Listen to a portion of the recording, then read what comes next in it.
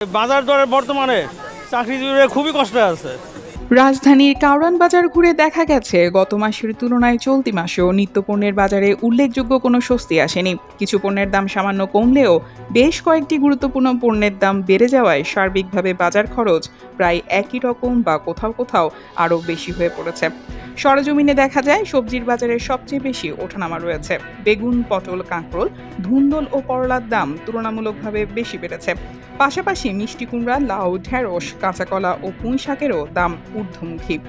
বাজারে কাঁকরোল প্রতি কেজি বিক্রি হচ্ছে ১৬০ থেকে ১৭০ টাকায়, বেগুন ১২০ থেকে ১৫০ টাকা কেজি দরে বিক্রি হচ্ছে, শসা ১১০ থেকে ১২০ টাকা, করলা ১১০ টাকা, বরবটি ১০০ টাকা এবং চিচিঙ্গাও ৯০ টাকায় বিক্রি হচ্ছে।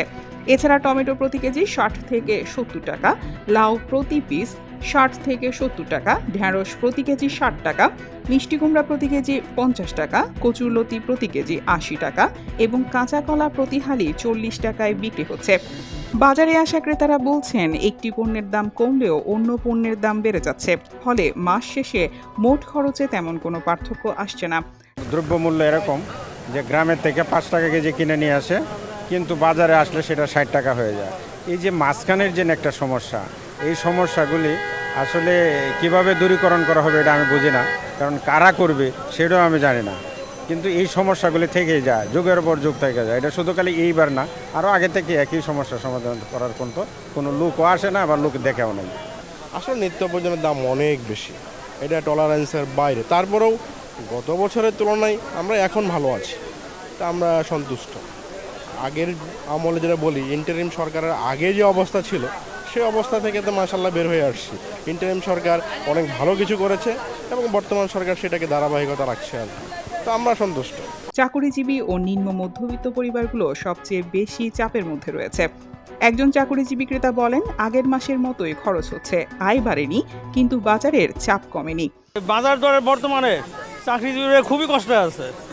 আসলে কঠিন পরিস্থিতি। চাকরিজীবী সেই পে স্কেল ১৫ সারাই দিয়েছে, আর এখানে ২৬ চলে। আমাদের পে স্কেলটা খুবই জরুরি। আমরা যে ১৫ বছর আগে যে বেতন পাইছি এখনও সেই জায়গায় পড়ে আছি। ব্যবসায়ীরা বলছেন, জ্বালানির দাম বৃদ্ধি পাওয়ায় পরিবহন খরচ বেড়েছে। এর প্রভাব সরাসরি পড়ছে পাইকারি ও খুচরা বাজারে। পরিবহন ব্যয় ও সরবরাহ খরচ বাড়ায় অনেক সবজির দামও বাড়তি রয়েছে।